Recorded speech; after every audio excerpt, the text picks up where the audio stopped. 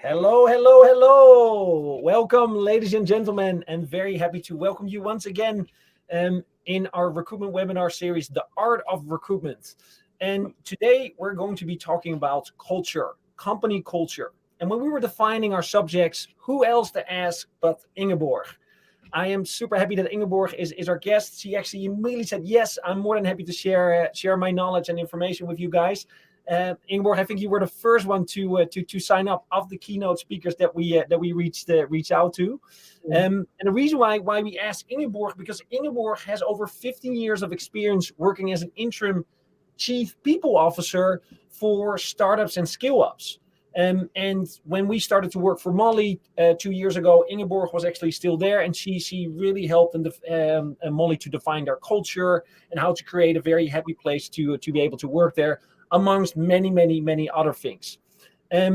So when we were thinking about culture, we asked Ingeborg, would you be willing to share your experience? And luckily she did.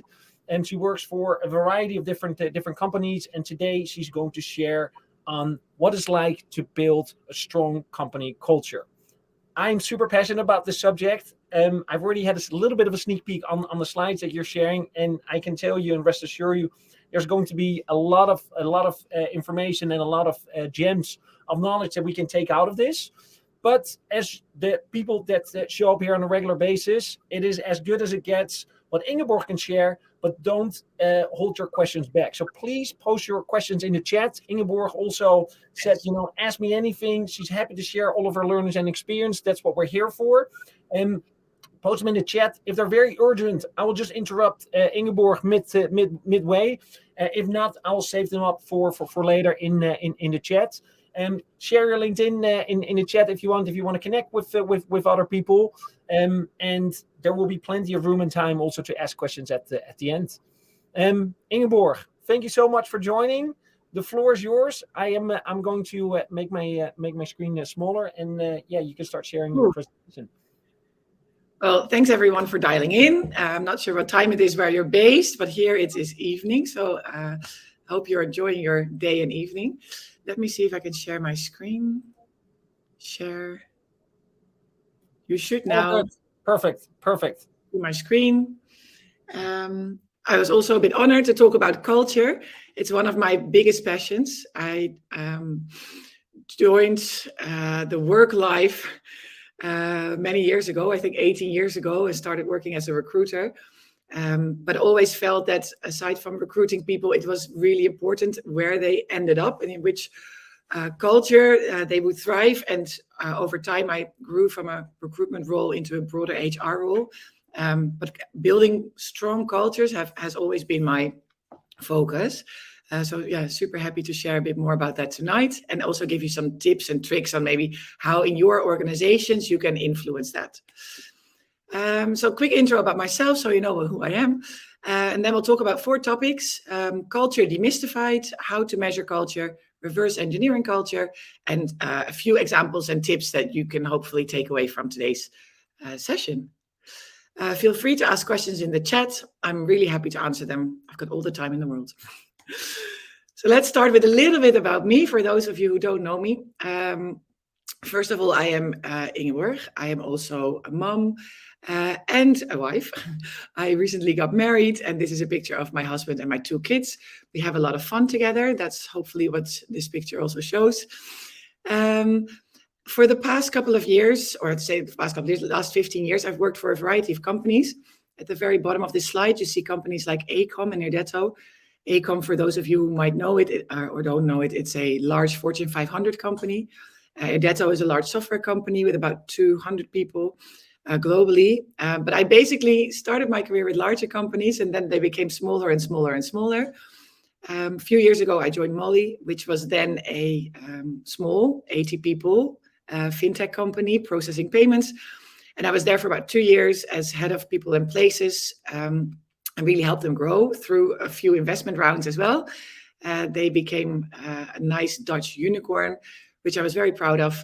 But last April, I said goodbye to Molly and felt it was time to maybe see a few more kitchens to cook in, as in companies where I could help them grow, who are going through the same phases or same struggles and sometimes nice opportunities as Molly.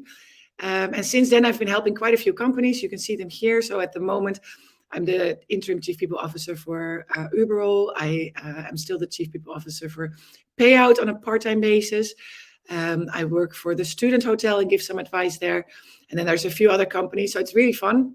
They range from 20 people when I join them to 500. So it's a range. And it allows me to see a lot of different cultures from the inside and also what those companies are doing to create those cultures. And that's a bit about what I will be sharing. My personal mission, I guess, told you, it's creating irresistible organizations. Right now, I run my own consultancy called 7 People. And what we do is helping organizations to create a place where people love to work and where they stay once they've joined. So a little bit about culture demystified. So when I speak to organizations where culture has not always been at top of mind, or maybe sometimes even slightly older organizations where they've just grown and they haven't had a people and culture department and it's simply called HR or HR ops. When I start talking to founders, they often ask me, what is culture? Not what is HR, what is culture? How can I explain it to people who think this is a bit of a vague statement? So when you get the question, what is culture? I try to explain it in a way that makes it really easy for people to understand. And I hope some of you can relate. First of all, it's the smell of the place. And if you, after this session, Google the smell of the place, you can find a TED talk by a really cool Indian man who lives in France. And he was a professor at some university, I think Fontainebleau. And he has a really cool TED talk on the smell of the place. And basically what it means is that when you come in somewhere, and you can think of a city or a forest, but also a house that you enter or an office you enter, there's something called the smell of the place. And the smell of the place, as he defines it, is you can tell if it's fresh or if it's clouded, if it stinks or if it smells like flowers. And it's a really weird way maybe to describe culture. So it doesn't come from the smell of a nice candle that you buy and turn on, but it's the smell of the place is really what you feel when you walk in. So another way to explain that is there's offices when you walk in and you see people sitting, but they're not necessarily engaging, versus people where you come in and you just feel a bit of a vibe and a buzz. And I think if you think back of companies you've worked for, and I'm not sure how old everyone is, and if people have actually worked in offices where they were allowed to go in, but I remember coming into, for example, interviews or offices where I had clients, and you come in and you kind of feel, I'm not really sure if I want to be here. And I've also come into offices and I'm like, I want to work here for sure. So, and it's the smell of the place. It's like you feel it when you walk in. It's the way the receptionist talks to you. It's the way they have flowers or not. So it's also the way offices feel. The characteristics, someone is saying exactly that. It's character. But you can feel it, you can sense it, and often, or you can almost smell it. So the vibe as well. I thought this was a funny one. There's companies where they do cake, and then there's companies, this is one I work for, where the cake is designed by someone who then brings in the cake, and the cake is for closers because it was a sales team, but I just thought it was funny because they made it themselves. I love it when a bit of love and passion goes into what you do for your colleagues.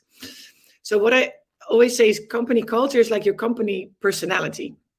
It's personality what makes you unique.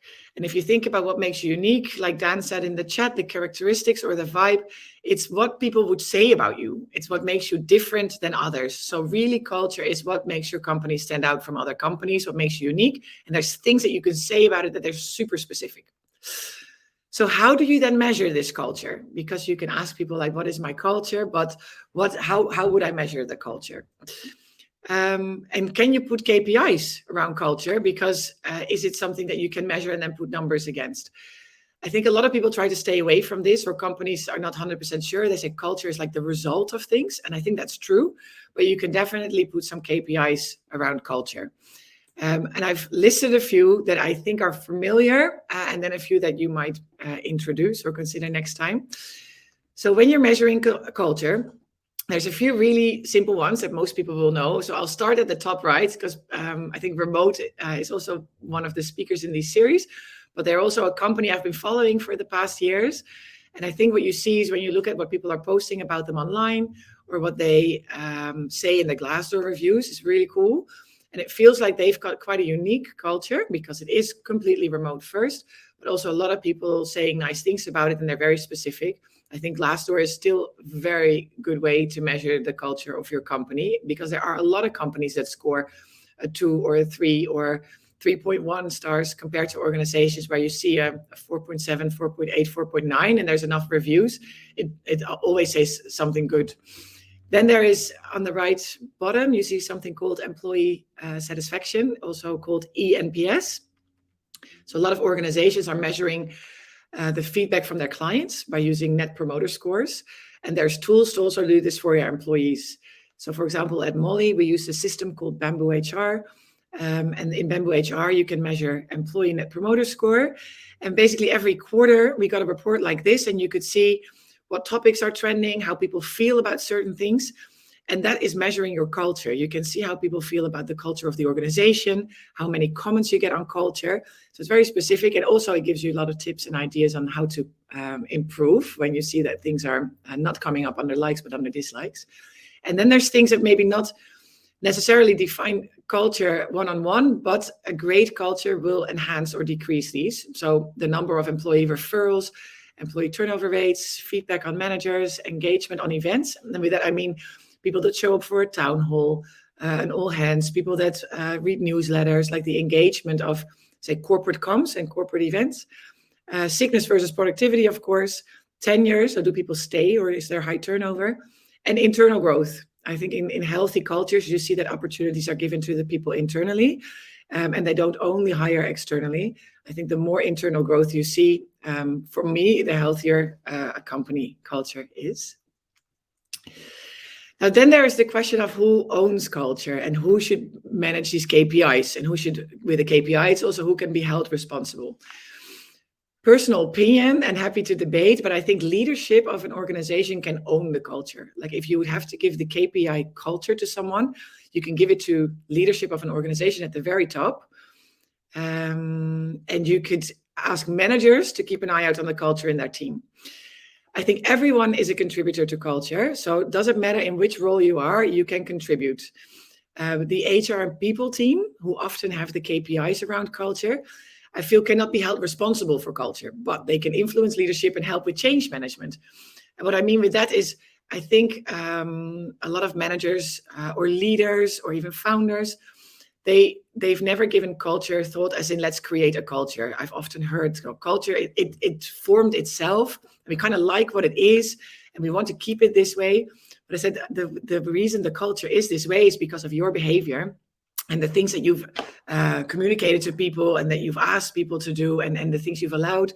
So leaders can also change that culture by changing leaders literally, as in you often see that when there's a new leadership team in an organization, the culture really changes. And therefore, I think the most impactful level in an organization on culture is leadership. So they should own the KPIs. For the people teams and the HR teams and the recruiters under us, I think we can greatly influence by influencing leadership, but also, for example, hiring the right managers, hosting sessions on culture, making people aware, and also really helping organizations understand the culture and maybe organizing things that people enjoy that contribute to that culture. Do you have good tips? I'm reading the notes here for keeping a good culture during growing pains. I'll keep the question until the end because there might be a few more tips and tricks during this session. I think culture, and this is a really important one, is also very much about the things you do not accept and tolerate. So in this case, for example, who doesn't get promoted or the salary increase.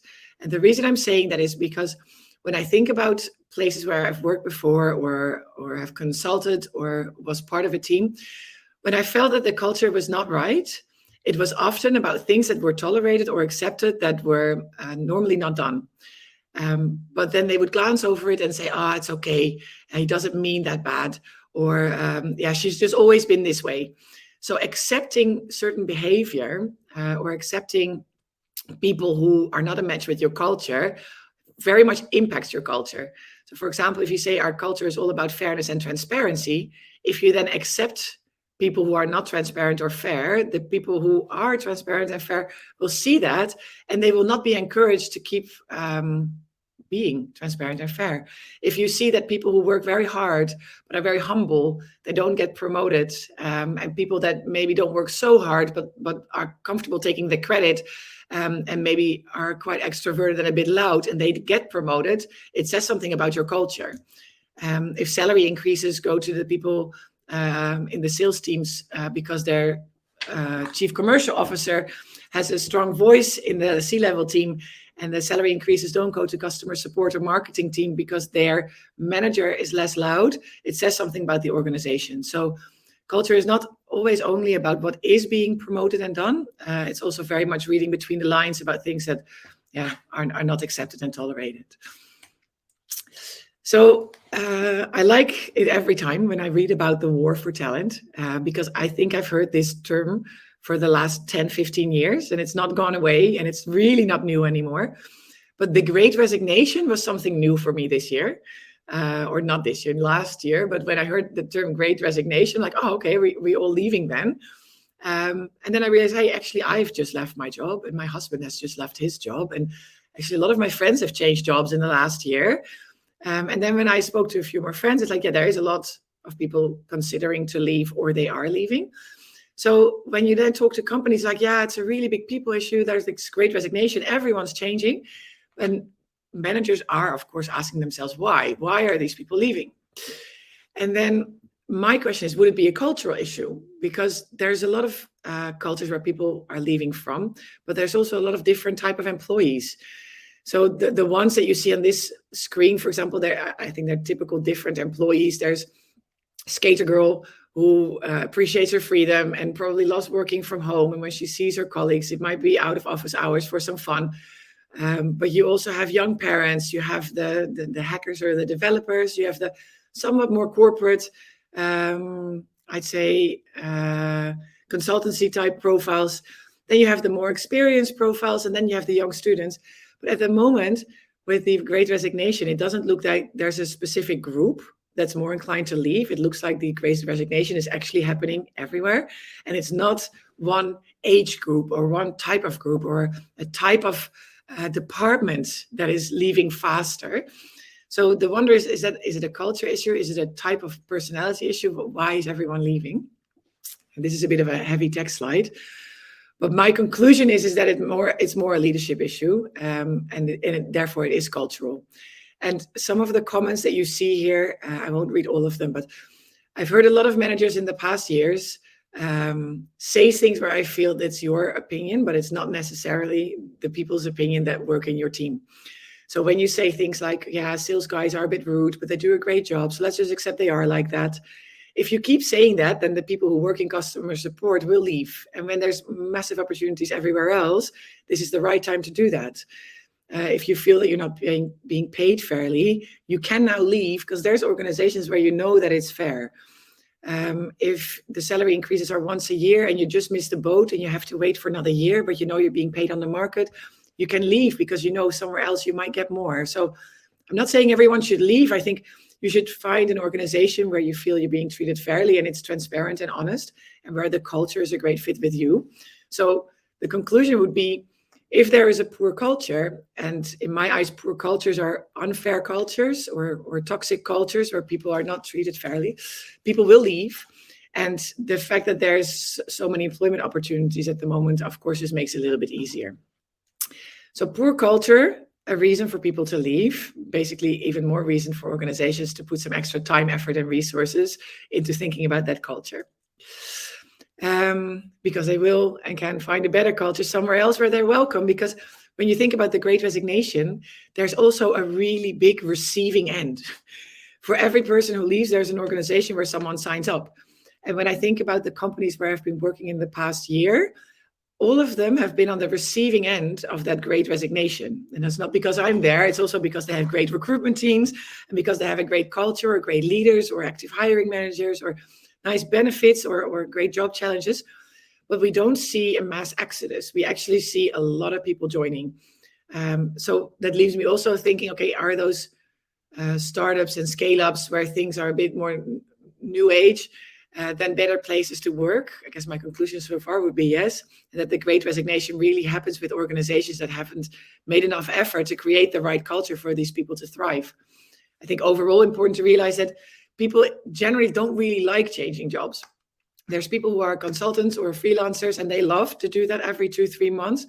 But most people who choose for a paycheck every month, they actually enjoy building up relationships. They enjoy working for an organization where they are comfortable for a few years.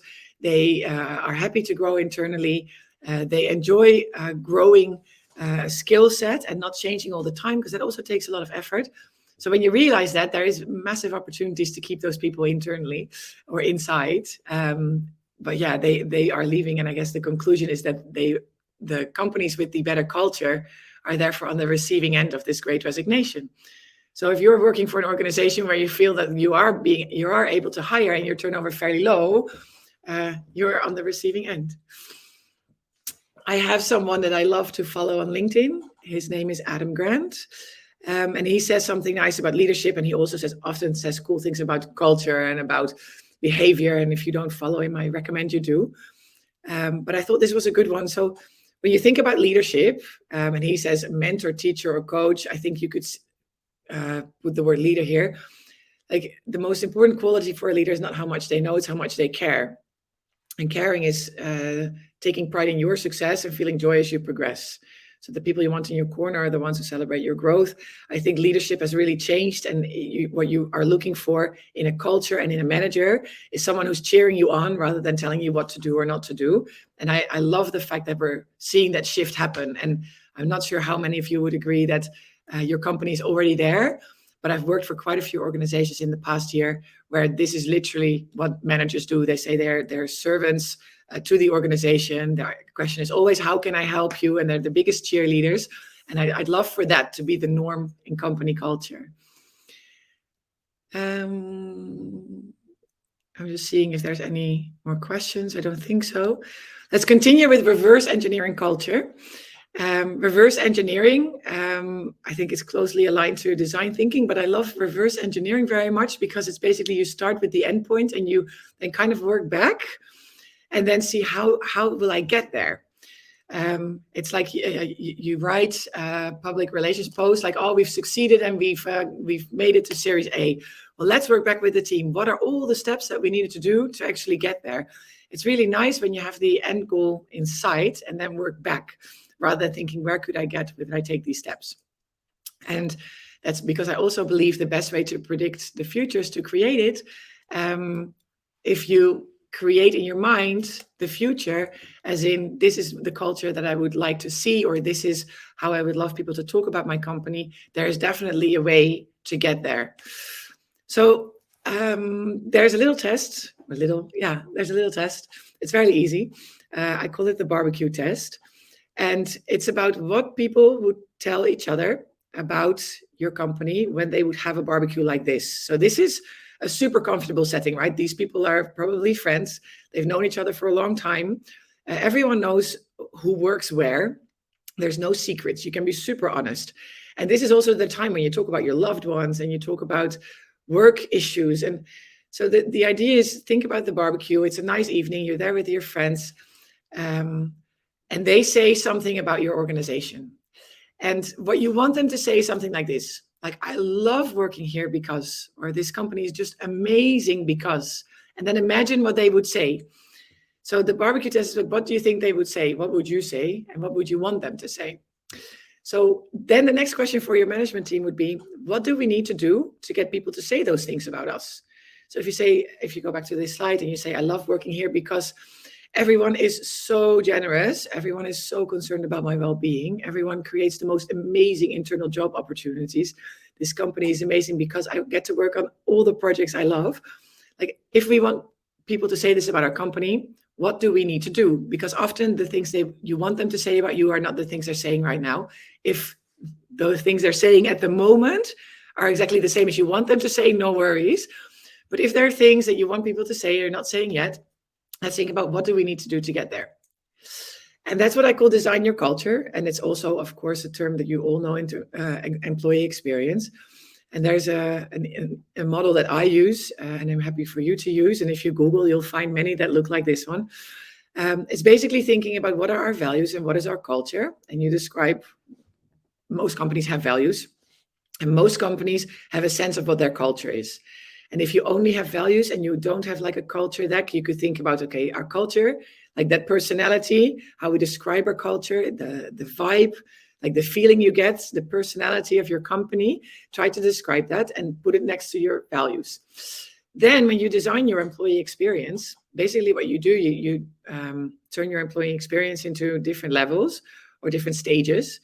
And it starts with attracting people. So when you think about your brand and what they should see about you externally, it should reflect that culture. And it should make sure that what people see is aligned with the values and aligned with what they'll find inside, because then it's fair and honest. The recruitment process you can design in a way that people would brag about you and say it's absolutely amazing because it was fast, honest, fair, lovely, warm, whatever that culture is that you're trying to achieve. You can bring that into your recruitment process when you think about steps that you can insert or how you design, for example, your email templates or even the images that you use, the response times, the way that interviews are set up. There's so many things in that process you can design. And you can design it in a way that it fits with your culture and values. And then the same goes for an onboarding process, learning and development, growth opportunities, your whole reward system, like what compensation, how do we look at that? Do we pay bonuses or not? I love it when you pay company-wide bonuses and not only to the salespeople, but does it fit with our culture? Or do we have a sales culture and do we want people to have strict KPIs? I think when you put together a comp plan or a reward philosophy, it should be aligned with those values and that culture. And it's the same with how you engage with people. And the last, but certainly not least, how you offboard people. So do you turn them into lifelong ambassadors? Do you say thank you? Or do they just disappear because they've resigned and no one will see them again and no one knows why they've left? I'm a big fan of thanking people publicly at the end of their tenure and making sure that they're an example for the people that are there, rather than someone who feels like, yeah, I'd rather leave quietly. And all of this, of course, is underpinned by inspirational leadership. I think, again, that's really important because without inspirational leadership, a lot of these things are super hard. So if you feel that in your organization, you want to improve a few things, but inspirational leadership is missing, maybe start with that coach or trainer and help them see that. But again, if you're not a leader yourself, but you're part of this chain, then I hope you already see a few areas where you could contribute to building that culture. Some tips and tricks. So there's a few here that I wanted to give to you, where I think they're practical. And of course, I have more. So if afterwards you have questions, happy to share. I think the most important one for me was to have or create true company values. So there's a lot of organizations where I've come in and seen the values on a piece of paper or even on the website or in job descriptions. And I felt the values might have been quite generalistic or general or vague. But even worse, when you then join the organization, they're aspirational and not true. So to give you an example, I was with an organization where they said honesty is one of the most important company values. But every conversation I was having internally, they were complaining about a lack of transparency, lack of feedback, lack of fairness. And then when I asked the leadership team about why is one of values honesty, they said, yeah, because we really want this. I said, well, but I can see it's one of the things you want. So it's an aspired part of your culture or an aspired value. But at the moment, this is not what you see. It's also not what you bring into the organization. It's not what you've created. So it's not a true company value. It's an aspired value or an aspired piece of culture. And we can do a lot of work to make sure that maybe in a few years' time, honesty would be mentioned by employees when you ask them to describe the company. But right now it's not. But so having true company values and not the ones that people don't understand, I think for me is key. And we can all help here. I think if you have an organization where you're not very inspired by the values they have, I think anyone could step up and say, hey, I have a great idea. Let's revisit those. So I'll give you an example. I'm not saying which company, but our company values are, and I saw this also with one where I came in, it was innovation, teamwork, communication, and fun. And I don't think there's necessarily anything wrong with these values, but I think they apply to 75% of the companies that I work for. And the value of innovation would almost be we are innovative versus we are not innovative. But every company could claim about themselves they're innovative. Basically, they should be, or they should be comfortable claiming that.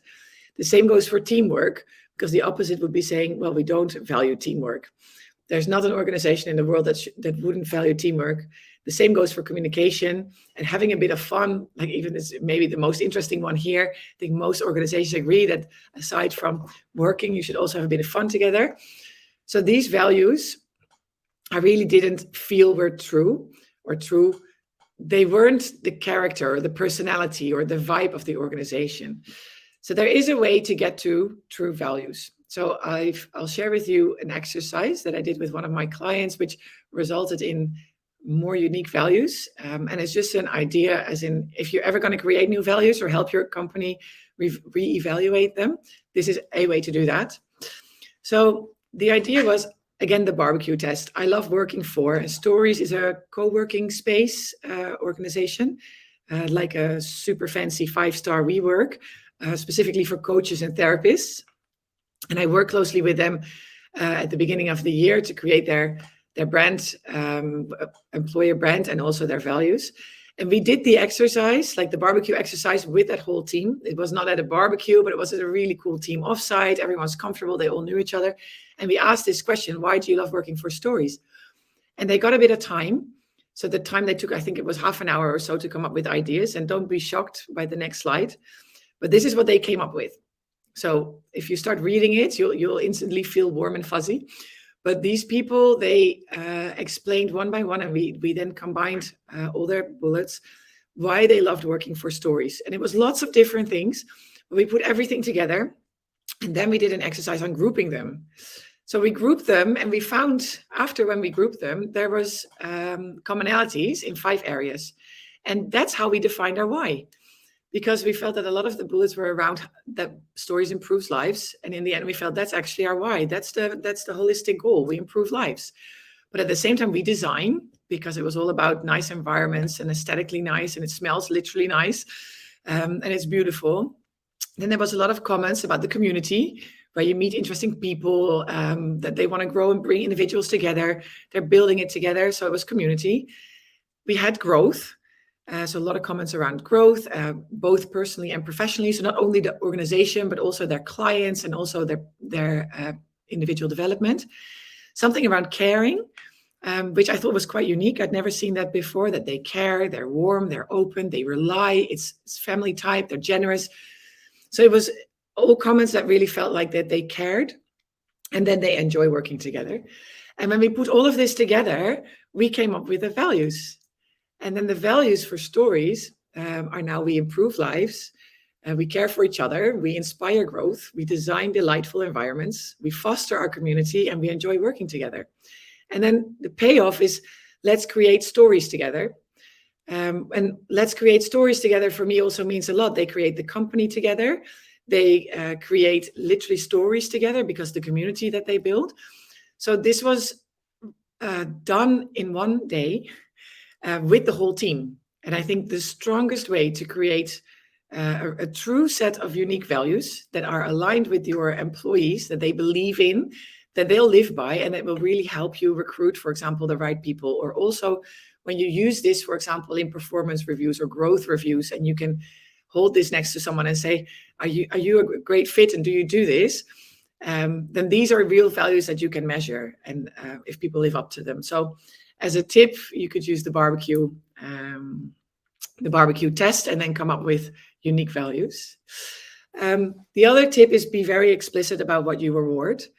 Where in terms of culture, where I see it often goes wrong, is that compensation piece and the benefit piece and who gets what becomes an issue, not before you join, but after. And it's because sometimes you don't know when you join that someone in the same role gets paid a lot more. And you only find out because you talk to them and it wasn't told up front. And I think there's still a lot to do when it comes to transparency in pay. And I'm a big advocate for that. But then you can reward performance when people have joined. But at the same time, you should reward behavior. And at the same time, you should reward growth. So this is a framework for one organization where we've decided there's 3 pillars. We look at performance, both individual, department, and company-wide. we look at the behavior of the individual, because sometimes if the performance was not so great, there could be many reasons which are not always in the control of the individual, but the behavior might show 100% dedication, really going the extra mile, which means that then performance becomes less important than behavior. And growth, because both the company probably needs to grow, or the team, but sometimes also the role. So look at a few areas. In this case, we said, for example, an annual increase, or also when you are up for promotion, we look at 3 pillars, and we make sure that everyone in the organization always knows exactly what is being looked at, and they know that others are being rewarded for the same pillars or for the same type of behavior, and will receive the same monetary rewards for that. And this is an example of when.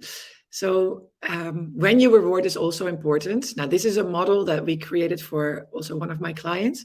There were a lot of questions in the organization, like when does what happen? It's a large organization. They have like 600 people. So managers were constantly getting asked, when do I get an increase? When will I know? Am I up for a promotion? And we felt the need to make it really explicit that these are not conversations managers can have on a daily or weekly basis with employees. But if it's not clear when these conversations will happen, employees will keep asking. And I think also in the recruitment process, it's super helpful when you can tell them, hey, when you join, within the first quarter, this will happen, second quarter, this. We do reviews of salaries every 6 months. There's mid-year assessments. So it just helps if you know that this is fair, transparent, and you understand the cycle. In this case, what you see on the inside is a little circle with the heart, is the ongoing feedback. So I'm not, again, a big fan of having feedback once a year. I'm a fan of ongoing feedback, but I do believe there should be a moment in the year where you formally sit down. And in this organization, we call that growth conversations. So rather than feedback or performance, it's really looking forward. And the conversations are about, what can we do to help you grow? And how do you see your path? Like, how would you like to design your path? What do you see internally and what would you like to achieve? So it's not so much about past performance, but very much about future potential, giving the individual an opportunity to say, hey, I've seen this, I'd love to do this. I think that would be an awesome role. I think within a team, I'd like these responsibilities.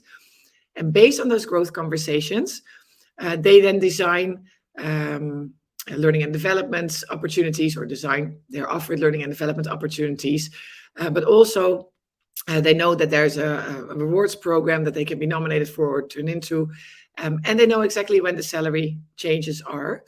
The salary changes are communicated mid-year to the people, so in July and August. So the growth conversations never feel like based on those, we will then receive an increase or not. So in this organization, we've decided once we know the annual results, everyone gets the same, which is communicated in July and August. So the conversation result of the December-January growth conversation does not mean you get 3, 5, or 8% based on how good you defended your performance. But it's more about, okay, where am I growing to this year? And if you've done a great job and you're doing a great job, everyone gets the same percentage. It's just an example. I'm not saying this is the model you should use, but it really helps for employees and also for culture if you keep things like this fair, transparent, and obvious. Then I have some final thoughts. I think in culture, and it's a learning from the past, I'd say 15 years, always speak up when things don't seem right. And it's probably a bit of an open door. But I've been in many situations where I felt like it was better to maybe not say something because it was about someone who knew a lot of people, or about someone who I thought, well, maybe he doesn't know any better, or maybe she didn't mean it that way. But in retrospect, I really wished I would have called it out, even if it was to those people directly. Because culture-wise, I think the worst thing is that when a culture deteriorates, it's often the great people in the organization have already seen that, and they felt that, and they knew things were happening. But leaders are often the last ones to see this and to feel this, because they see less employees, they have a narrower view of the organization, and they don't always hear the honest truth. Like what happens at I call it the ground, doesn't always reach the top. And you could think, okay, the top is not doing anything, therefore I don't feel supported and I won't say anything. I can assure you that they want to hear, and maybe not everyone, but I think they should hear. And I wish people had also said things to me that I found out afterwards that they didn't say because they thought it didn't matter, but it would have. So speak up when things don't seem right, and make sure that you feel like you have a voice. And kindness is magic, which is my favorite saying anyway, but it's true because it's very easy to tell people that they're not doing a great job or things aren't right, but it's way more powerful also to give people praise. And not everyone is very comfortable with giving praise. So for those of you who see this presentation today, I guess my tip for you would be to say thank you to someone tomorrow, give them praise for something that they're doing, because everyone grows from praise and you really can't give enough of it. And it helps with a good culture. So I'm open to questions and of course also looking forward to connect. Feel free to send me a LinkedIn connection, and I also have an Instagram page that you could follow for some tips and tricks on culture.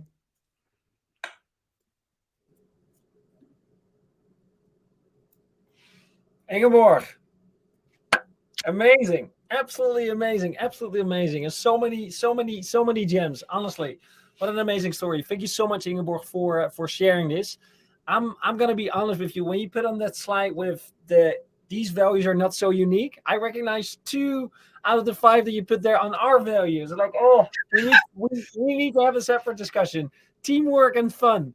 Yeah. Our cultural values. So it's absolutely clear that we also got work to do.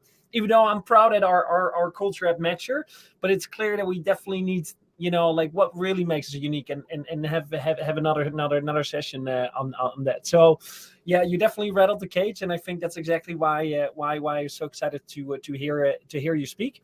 Ingeborg, we have a few questions few questions in the chat, and this one kind of like came up and you tapped into a little bit, but it came up again, like how to not lose those values, right? When you quickly need to skill up, a lot of people are coming in and it's so hard to, like, you have these big and aggressive growth targets, like how do you keep that value, and do values over time change as well? Like, how does that work? Yeah, I think values change over time if leadership wants that. I think if you are leading a company and you feel very strongly about your values, then hyper growth or growth should not do something. It will change your culture, but it doesn't necessarily have to change your values. For example, the ones I gave before with stories, they said we care. Can you still care when a company is 200 people versus 10? Yes, you can, but on a different level. But there's still managers with smaller teams who can make sure you care. Can you still feel like a family when you grow? There's also nice quotes that say companies not like a family, it's more like a team. I think you often start like the feeling of a family, and then over time when you grow, the family feeling disappears a little bit because you don't know everyone personally anymore. And then it becomes more teamwork than a family, but a team is also really important. So I think with the size of the organization, some of the values will change. Yeah. But I think the core of your culture and the core of your values will stay the same as long as your leaders continue to believe in it. Yeah. And I'm not sure if that answers the question, but I hope it does. I see one. Yeah, and kind of in line with that question, Ingeborg, can you stop sharing your screen, by the way, because then we pop up again. Yes. on the screen. So how to screen candidates for cultural fit? Like, how do you make sure that someone is a cultural fit? Yeah, I think that's a really tough one. So with the employee experience example that I showed, like the employee life cycle, I think if you want to make sure that you recruit people that fit into your culture, you need to think about what you ask during those interviews. Like cases are always interesting, good interview techniques, gut feeling someone is saying, absolutely. Because I think we have that gut feeling for a reason. And it's almost silly not to trust on it. I believe that there is a thing called bias. So it's also when you have a gut feel, good to park it for a few minutes or for a good conversation and then see if it's still the right feeling or if it's still there. But I think gut feeling is a good one. But I think a lot of these things you can check. You can ask a lot about people to find out if they are innovative, if they are a team player, if they are people to have fun with. And fun is also very subjective, because you could say fun for me means people I can have fun with. So when I interview someone, I don't interview on the fun factor, because these people that I interview and reject, they also have fun and they know how to have fun, but I don't see them as people that I'm going to have fun with. So it's also like, what do we mean with that value when we interview? Are they people that are going to have fun together? Are they people who care about fun? Or are they people I'm going to have fun with? So you first define, what does the value mean in terms of behavior? Yeah. And what's the behavior that we look for in a person? And that's then the behavior you interview for. Wow, super powerful. Yeah. I kind of like two of the same kind of type of questions. So how do you speak up in a situation where, leadership is the one setting the culture? In one case, even like when the CEO is a narcissist, like how do you start that kind of conversation? What's your experience there? So when the CEO is a narcissist, I think the first question I would ask myself, do I want to work here? Do I want to make a company big? Do I want to be part of someone else's success if that person is not a nice person? But maybe not everyone is in a position, right, to change job or organization. And maybe you love your team, just not the CEO. So I'll leave that up to that person. But the first question I would ask myself, do I want to work here? Because there's probably better CEOs to work for. If you have a CEO like that, I would find allies in your corner. So people who think the same and people that he respects. So I've had a CEO, not a narcissist, but a CEO who maybe wasn't as sensitive to people's feelings. And maybe he was blind. Maybe he never learned how to be a little bit more honest and warm. And I couldn't get him to see it. And we had a lot of friction. But I found someone in his team that he'd been working with for like 15 years and he really trusted, had some good conversations with his like confidant. And that person was able to convey the message. And afterwards, the CEO came to me and he said, oh, I heard Steve said this and this. It actually stuck. And I thought about it. Can we have a conversation? So my initial way of approaching it was not the right way, but it's great to find someone that they trust in. So that's also a way. There was another, how can you speak to leadership about what you see without overstepping? The question should again be, when do you overstep? If as an employee, you're being honest and critical in a positive way, if you come with a solution or you see something and you see, I think I've identified something, I'd love to help improve this, I think it's important that you know, then you would never be overstepping. I think overstepping is like gossiping about people, saying things you're not supposed to say, as in confidentiality. But I don't think it's overstepping when you go to a leader and you say something about culture that you've seen and that you want to improve. I think they should embrace that. Yeah.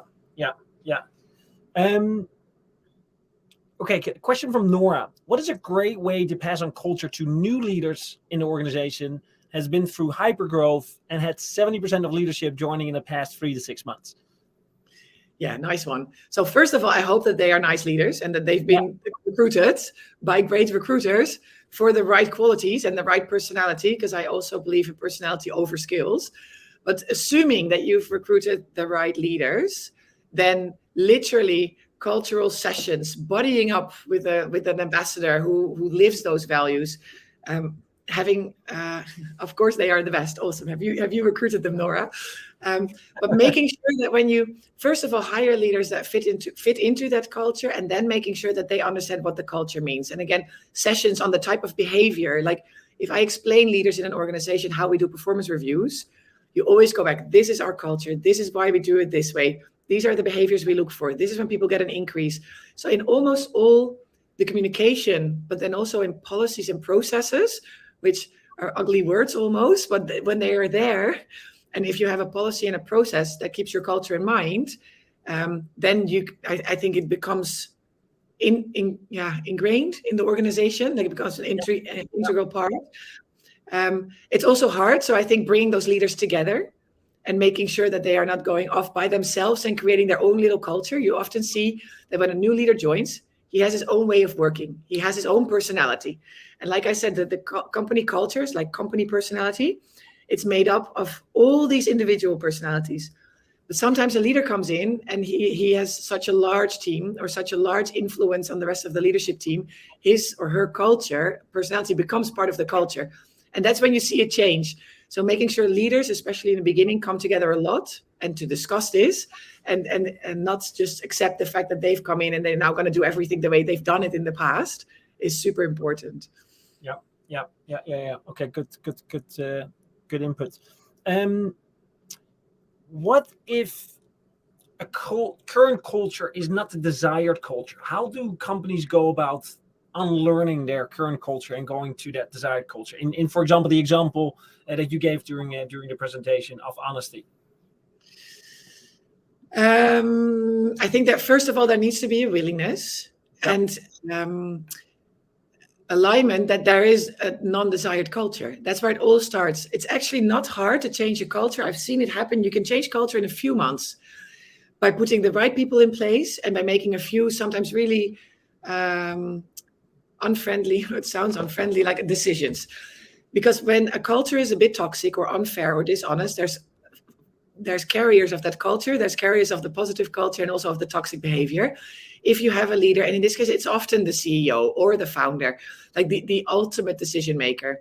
If that person understands that the culture is going the wrong direction, or there's people negatively influencing the culture, they should either be removed or told to behave and give them a chance. Because maybe that's super blunt, but I've seen that the best way to improve culture is not only be specific about the culture that you want, but also have repercussions for people who don't live up to those values and who act against the culture. So the brilliant jerks, I'm not sure if you're familiar with that term. No. So I'll put it in the chat. So this is something to Google. So a brilliant jerk. There's quite a lot of articles written about this. The brilliant jerk in an organization is a brilliant person who acts like an asshole. But because they have so much knowledge, or they are such good salespeople, or they've just been there already for 10 years and you can't really do without them, they're going to be hard to replace. They're somewhat brilliant, like somewhere they're brilliant, but not in their behavior because they're a jerk. They've got these privileges that they think they have. Toxic A player, exactly. Different terminology. So the toxic A player, when you as a company allow that to happen, they're saying they're brilliant, but they're a jerk. They're toxic, but they're an A player. They're not the people that are going to help your organization. So I would say if your CEO acknowledges this and says what you reward, remember I put like performance and then behavior and growth. Yeah. In this case, it would be performance could be great and growth could be great, but behavior would be poor. And that's then, there should be repercussions. Yeah. Oh, that's a very good way to put it, actually. There was another question. Where is it? Is high staff turnover always an indicator of bad company culture? I don't know. I don't know if it's always the case. I'm sure there have been companies where the culture was good and they had high turnover, maybe because of the industry. Maybe if you, I don't know, work for everyone's turning vegan, right? Yeah. Maybe if you now work in a company and everyone's leaving, it's because you produce meat and people are no longer loving meat, and then you could see an exodus, even though the culture might be good, but you don't longer feel you no longer have a connection with the mission. I could think of that kind of example, but in the companies where I've worked and I've seen where we had to work on turnover issues, it was normally poor management and not clear or poor culture. And again, the companies where we are on that receiving end of the great resignation, you see that it's because of the culture, because of the opportunities they get and the nice leaders that they join and amazing employee value proposition. And you see that there's some love and time and attention that has gone into thinking about culture, and it's not just taken for granted. But on the resignation piece, I can't really tell. Sometimes organizations simply don't have the money to pay more, and if there's if the market's super competitive, I could imagine that people eventually start leaving, although they love the company, but they can simply earn more somewhere else. And if the company doesn't have the funds, then they're kind of stuck, right? So, I don't know if it's always the case. Yeah. No, I understand.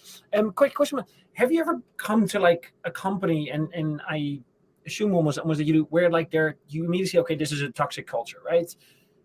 Is there a way to solve that, or is it really the leadership that needs to be willing and needs to get it right? I think it needs a lot of determination to get it right, and again, there needs to be that buy-in from the CEO.